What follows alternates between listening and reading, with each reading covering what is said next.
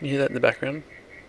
There's a bunch of crickets, because this house that I'm in right now is garbage. It is tiny, it has thin windows, it is bad overall, and so I want to build a new house. As part of that, I decided that I would take a deep dive into building the house, I guess virtually, digitally, and I decided to use Unreal Engine to do that. Some people have seen some of that and have asked for me to put together a tutorial. What do I know? Almost nothing. I don't know anything that I haven't learned by myself with video tutorials and stuff like that in the last couple months. So don't take anything I'm saying as the right way to do it, just a way that will get you to some sort of result eventually. Anyway, let's get straight into it. So, step one is to trace the floor plan for a house, or the house you want, or whatever. So here's one I googled. So just use the snippy majigger from Windows. Get the ground floor, save it somewhere useful, and then you need to do the same thing for the top floor if you have 2 stories. If you don't, then don't do this step, I guess. Now, open up Sketchup. I use metric because I'm not a psycho. Delete the lady, and then stick the floor plan as an image down so you can draw over the top of it. Stick it wherever. And then the next thing to do is guess randomly at the scale before you go, wait, what am I doing? I should probably figure out what the scale of this thing is. So tab back to the browser, find some sort of dimensions somewhere, just look at the area for no apparent reason and then realize you're an idiot and actually go to the dimensions. Garage, yep, that's easy, 5.73 by 6.1. I only need one of those dimensions. The width is going to be the 5.73. So, jump back in, draw a line. Press L to do that. Put 5.73. Realize you're an idiot and it's not 5.37 millimeters. Try again. 5,730 millimeters. And yep, your scale's off by a bunch. Surprise, surprise. And then it's a good idea to spend plenty of time just kind of like not really deciding where you're going to actually put that line, and like thinking, if they're saying 573, do they mean internal dimension? Do they mean external dimension? And you go, well, they probably mean internal, because like it makes sense. It doesn't really make a lot of sense to go to the outside of the brickwork. So yeah, just line it up incorrectly a couple times, and then eventually get it lined up right. Just press S to scale, press space to clear your current tool, etc. And then for the next, half hour of your life, just draw around the black bits, well, I'm not saying that your floor plan will be exactly the same as mine, but my one, the black bits means wall. So I'm going to draw around it like this is MS Paint. I'm going to use many techniques that are very terrible. I'm going to change my technique partway through about 7 times, but basically all I'm trying to do is put a box around all of the black parts of the house. And so I'm going to speed up because no one wants to watch this. Abracadabra, it's done. Alright, now here's the fun part. Press P for push? I don't know, just press P. Then pick a shape, click it and drag it a bit, click randomly, and then you can just type down the bottom, or just type on your keyboard another 2.4 millimeters because you're an idiot again, and it should be 2,400 millimeters, 2.4 meters high, standard roof height in Australia. Do that to all your boxes, and it make a house. Wow, look at that house. And yeah, pretty much all modelling just goes like this. So if it's just house geometry, you just draw a box and you make it 3-dimensional by pulling the dimension out of it. And then you'll need a slab. So easy, just select oh, nope, go into the layout and then just select the bottom edges and then copy them and paste them in place and make a group out of them and edit the group, and then we spend some more tedious time drawing a bounding box effectively around this. So I'm going to go skip and then just delete the pointless lines inside the box because this our slab is just a slab. So we can, and that was done. We hit P again and we make it 300mm thick. Remember, it's actually millimeters, not meters this time. And look at that. That's basically the bottom floor of a house. You could live there if you liked breezes. Yeah, that's pretty much how you do it. It's pretty difficult. Oh yeah, and you need like a roof / layer on top for the next floor if you're going to have 2 floors, or if you want a roof. So I'm going to assume most people want this. Copy paste it, obviously. There you go. House.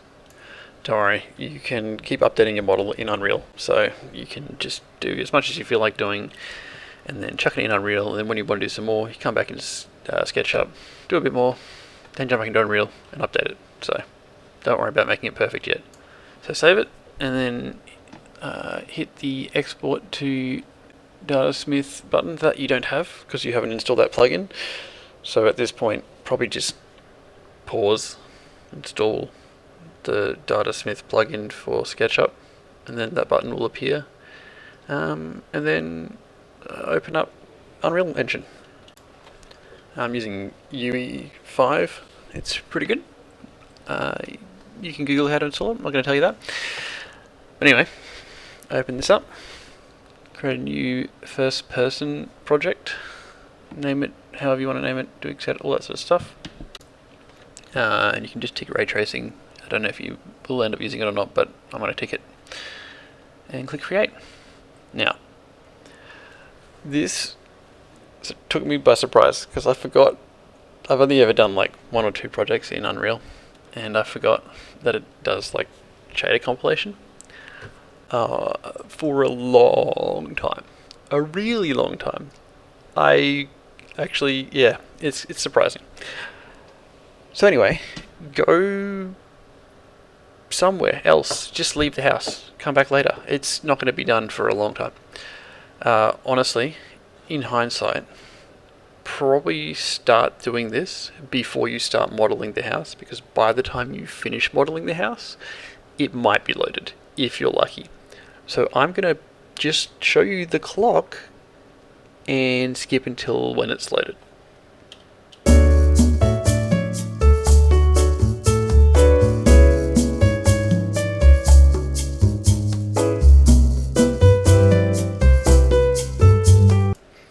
Cool, and at this point you're thinking, I've cut back to audio, therefore it's going to be downloading. No, I just got too bored waiting and decided to try and model the top floor.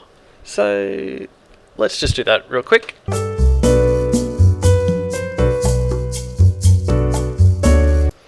And then at some point I just left. I literally left the house to pick up my child from daycare and came back and kept modeling. And then finally, when I was about halfway done laying out the top floor, it appeared. Woohoo! I figured I'd nearly done what I needed to do, so I just finished it off. Now, over in Unreal, step 1, delete all this crap.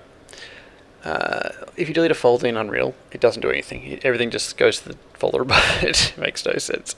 So you got to highlight everything on the right and delete it, and it's gone. Now, this is where I search for stuff and don't remember how to do it, because it's been like months, I guess, since I did it. What I want is the Datasmith button to appear. So after some quick Googling, I found out that you have to go into plugins and enable it. And like any power tool, it gives you a little notification that says you need to restart it because too hard to flip boolean move things into scope. So restart. You have to wait with me for this one. I had to wait for hours for the other one. Alright, cool. it's there. Now if you go to content, it says Datasmith. Click that, go to the thing and load it. Dump it anywhere, who cares, it doesn't matter. This isn't a professional project. Turn off everything except for the geometry and textures. And there you go. You have a house on Unreal. Look at how pretty it is. It looks like garbage. But we'll fix that in a sec. So this thing is the player. It's default part of the first person thing. This thing here is where they spawn. It doesn't work if there's a player in the map. I don't know why they would do this, but they did this. I forgot this fact because I obviously have set up my own project to work rather than to not work. So anyway, I'm like, that's right, I'm falling out of the sky for some reason. Maybe I didn't put the spawn point in the right spot. Oh yeah, it's kind of out of the house. Okay, I'll put it in the house. And okay, now it'll work, right? No. Wait, I'm not even spawning in the right spot. That's right. To become the player, you must delete the player. And now, hey, we're inside the house. So just a quick interruption. I forgot to mention that if you were to click play at this point, you would fall through the floor, which would be bad. That's because there's no collisions for all the static meshes. That is solvable by going into your project settings, searching for complex, which I'll do in a second. Complex, and then you can change to use complex as simple, and then it just takes the actual geometry and uses that in the physics extensions, which means you'll be able to walk around like this.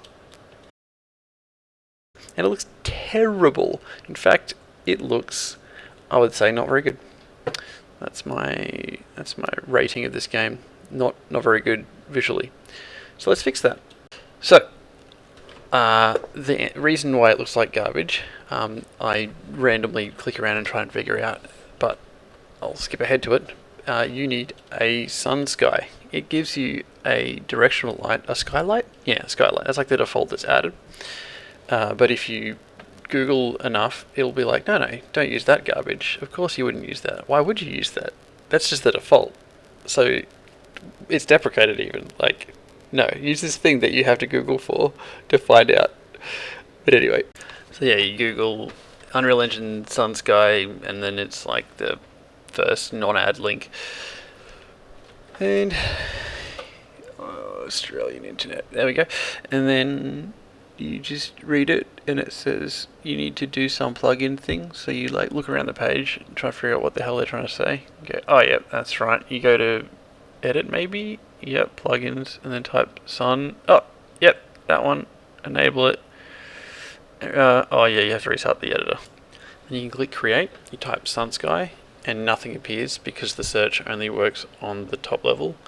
And then so you go into the all classes and type sun sky and click it, and oh my god, a sun sky. And you're thinking, wait a second, this hasn't made any difference at all. And then you remember that it's much more intuitive than that. For some reason you go to the content browser, search for sun sky, and then actually add the blueprint. Oh my god, it's different. It's still garbage, but it's different.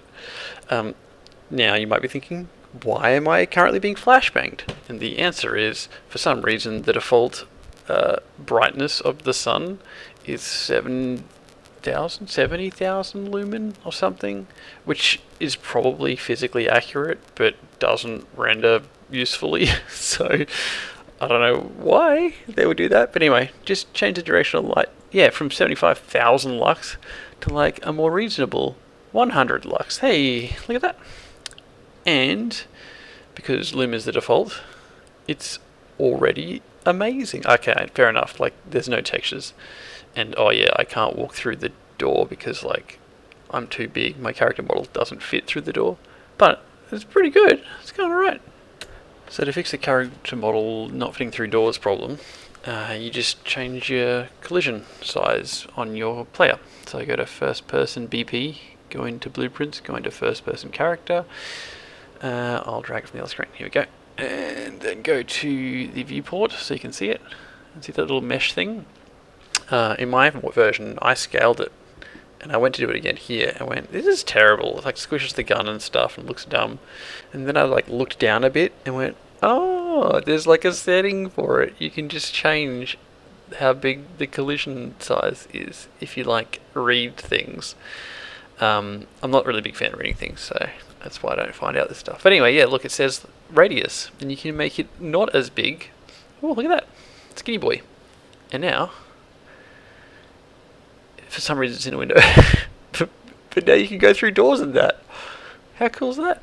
And there's like full GI. Looks like, okay, yes, I get it. It's default textures, but look at the GI. If you don't know what GI is, this is going to be like, yeah, okay, whatever. This is nothing. But if you do, wow, Lumen is amazing. It's just, I haven't done anything and it looks this acceptable. Pretty impressive.